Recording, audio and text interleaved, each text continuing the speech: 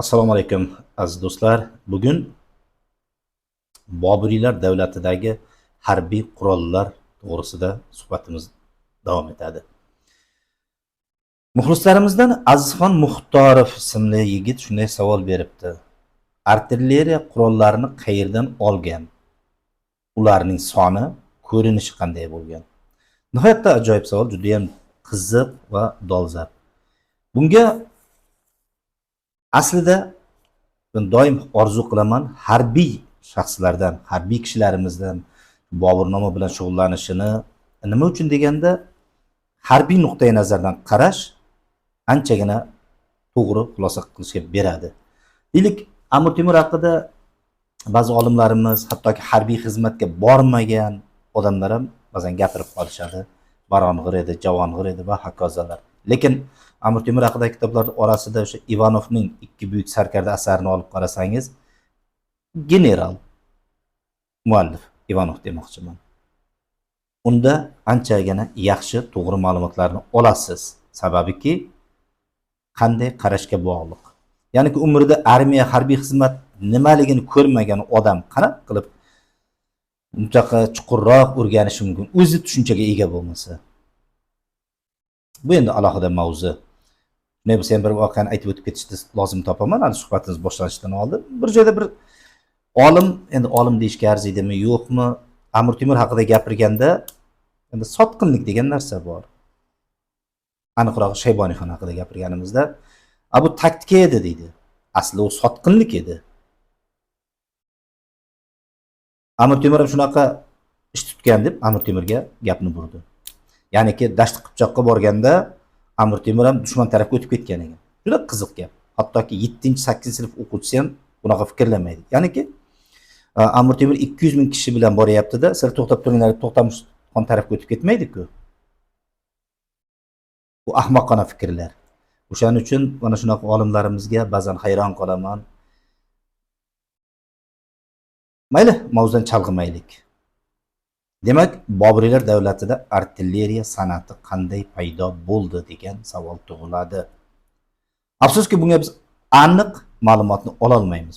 Shu qancha o'rta asrlardagi tarixiy manbalarni ko'rasiz, ularda ko'proq adabiy muhit, shoirlar yoki tazkiralar berilganda, faqatgina Boburnomaning o'zidagina suyanishimiz mumkin bo'lgan ma'lumotlar bor. Boburda mana shu yangilikka intiluvchanlik, artilleriyani Hindistonda qo'llashi bu bor narsa. Birinchi bo'lib Bobur qo'llagan. Buni men adashmasam bir necha yillar oldin aytganman. Ya'niki artilleriya san'atini Ganga daryosi bo'yida qo'llaganligi to'g'risida. Boburning xizmatidagi o'sha miltiq otadigan, to'p otadigan ustalar bo'lgan. Bular bittasi Ustod Aliquli, ikkinchisi Mustafa Rumiy deb Boburlarni tilga oladi. Ustod Aliquli haqidagi dastlabki ma'lumotlar Boburnomaning 217-a sahifasida uchraydiki, ya'niki bunda hijriy 925-yil, melodiy yilga almashtirganimizda 1519-yilga to'g'ri kelyapti. Ana shunda qaraganimizda Bobur endi Bajavr qo'rg'onini, Bajavr hozirgi Pokistonning shimolidagi qo'rg'on. O'shani qal'aga borganda Bobur aytadiki, Ustod Aliquli 5 kishini to'fang bilan otdi deydi. Vali Hozin ham 2 tasini deydi. Va shu yerda sal aniqroq ma'lumot berib ketadi Bobur. Bu yerdagi ma'lumotlarda aniqroq shundaki, bundan otilgan o'qlar qalqon va jibani ham teshib o'tdi deyiladi. Ya'niki farangi otdi degan so'zni bergan. Farangi so'zini rus tiliga sale, frakskaya pushka deb atagan.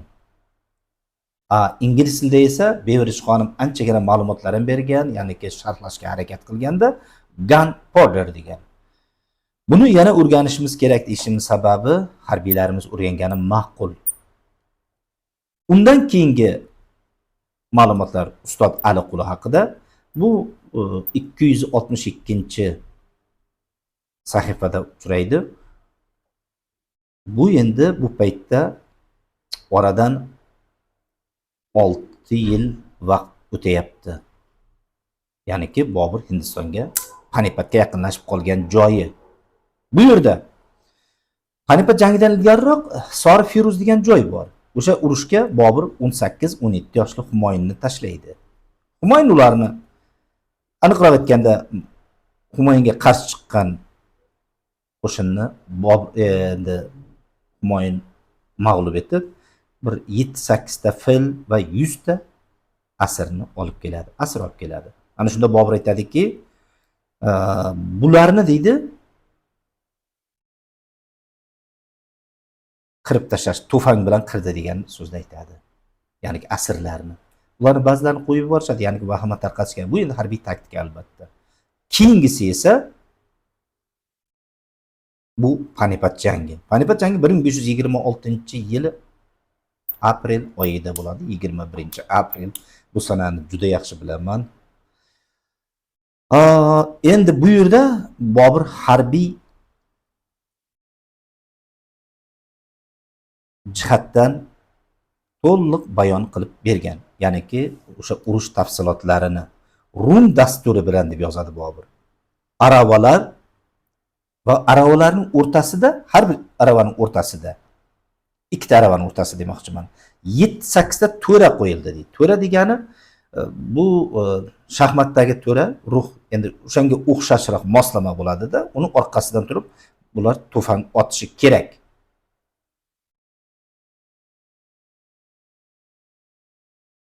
Hali Hindistonda Ibrohim Lodiy 100 ming navkar bilan kelyapti. Ularda qurol yo'q edi. Ya'niki demoqchiman, o'q otar qurollar yo'q edi. Nayza, qilich, fil va hokazolar bilan kelyapti. Shunday qilib Bobur bu jangda g'alaba qozonadi. Undan keyingi voqealar endi bu 533-yil voqealari. Bunda Bobur endi Hindistonni egallagan va Bobur shunday bir misol keltiradiki, endi Ustod Aliqulni tilga olganida qozon quyadigan uning ustaxonasiga Bobur boradi. Ya'ni podshoh kelyapti, ularni qozonni ya'niki tayyorlayotgan o'sha to'p yoki boshqa toshotar qurol bu yerda bo'lish kerak, aniqrog'i. Qozoni deydi 8 ta tarafidan olat quyiladi, ya'ni eritilgan jismlar, olat deb ishlatilgan Bobur. Lekin deydi, yo qozonda qusur bor edi yoki olatda deydi, hali ko'ngildagidek bo'lmaydi. Ya'ni bundan hijolatga tushgan Ustod Aliquli o'zini misga tashlamoqchi bo'ladi. Mis deb aytayapti. Erigan misga tashlamoqchi bo'ladi deydi. Bobur uni ko'nglini olib, yaxshi gaplar gapirib, unga to'n kiydiradi va keyingi voqealar esa zaharlanishi bo'ladi. Boburning zaharlanishidan keyin, turganidan keyin haqiqatdan ham o'sha endi o'sha qozonlar tayyor bo'lganligini aytadi va Bobur borib unda tomosha qiladiki, tosh otiladi bu yerda. Va Bobur sanab chiqadiki, sanattiradi, bunda 1600 qadam joygacha tosh otildi. Bu degani 1 kilometrdan sal ko'proq deb hisoblasak bo'ladi, tosh otilyapti. Demak, keyingi voqealar Ustod Aliqulni tilga olishi Bobur bu 1534-hijriy yil hisobida unda Chanderi qalasini qamal qiladi. Chanderi tog' joyda joylashgan, o'sha yerda uning tosh otishini, qalani egallashda va keyingi voqealar esa Boburning sharqqa qilgan yurishi. Boburning mana sharqqa qilgan yurishi mutlaqo o'rganilmagan. 6 oy davom etgan. Ya'niki Bobur Agradan chiqib to Bengal ko'rfazigacha yo'l oladi. Bugungi kunda Bangladesh, Hindistonning Bengala shtati, mana shu joylar endi saidlarga tegishli bo'lgancha Bobur teginmaydi. O'sha yerda o'sha Ganga daryosi bo'yida borganida Bobur Ustod Aliqulni tilga oladi. Ya'niki bu paytda askariyni chaqirgan, askariy asosiy qo'shinning rahbari Bobur esa o'zi orqada kelyapti. Ko'proq kemada yuribdi Bobur endi. Ganga daryosining o'tish chog'ida ishlatilgan qurollar va bu oxirgi marta Bobur uni tilga oladiki, ya'ni Ustod Aliqul oxirgi marta deyishimiz sabab Bobur nomining keyingi sahifalari yo'qolgan. Hali bu masalaga qaytamiz. Bunda Bobur aytadiki, Ustod Aliquli 2 ta kemani g'arq qildi degan.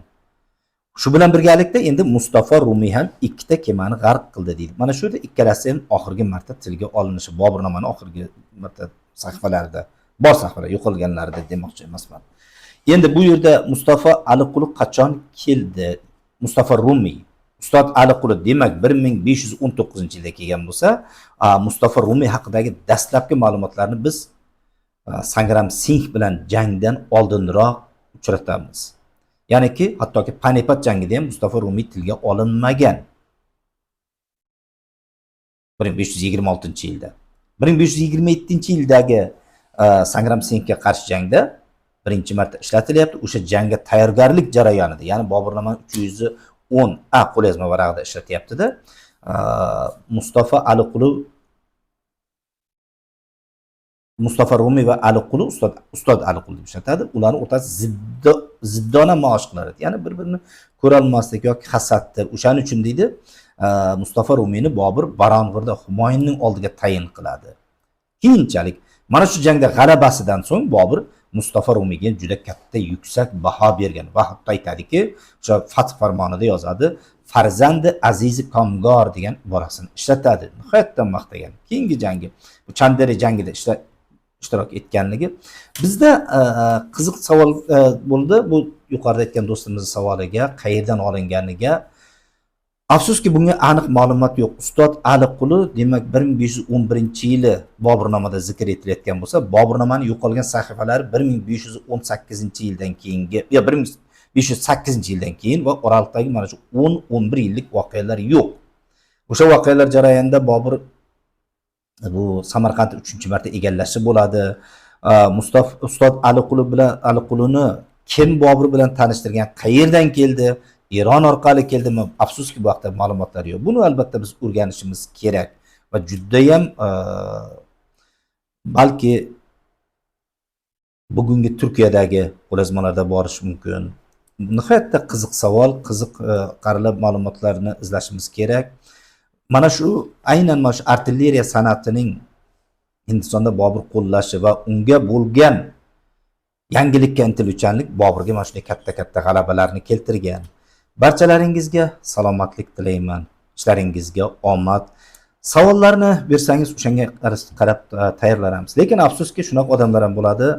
Ba'zan hozir endi bitta shoiri zamon deb aytaman, yoshi ulug' bir inson ajoyib romanlar yozyapti. O'ta mayda gap ekan deganingizga deb yozib qo'yibdi. Birgina og'iz shuni o'sha ko'rsatuvni men qayta ko'rdim. U yerda men 14-15 ta yangilik deymizmi yoki bir ma'lumot bergan ekanman, lekin nimagadir bu shoirimizga bu yoqmagan. Shoirning yozgan asarlariga 4 ta qator she'ringni yozib yuraver deb qo'ydimmi, lekin aslida roman yozishga hali unga ham erta. Balki yozgani to'g'ridir. Har kim Boburshunos bo'lishni orzu qiladi, lekin bu kayfiyatni tushirgani men boshqa chiqmayman deyman. Lekin mana shu Azizxon Muxtorov, yana juda ko'plab muxlislarimiz ismlarini keltirishmagan. Ularning barchasiga rahmat aytaman. Salomat bo'lingizlar. Boburshunoslik hali rivojlanadi. Sizlarning oralaringizda farzandlaringizdan albatta yaxshi, yetuk olimlar yetishib chiqadi. Barchalaringizga salomatlik tilayman.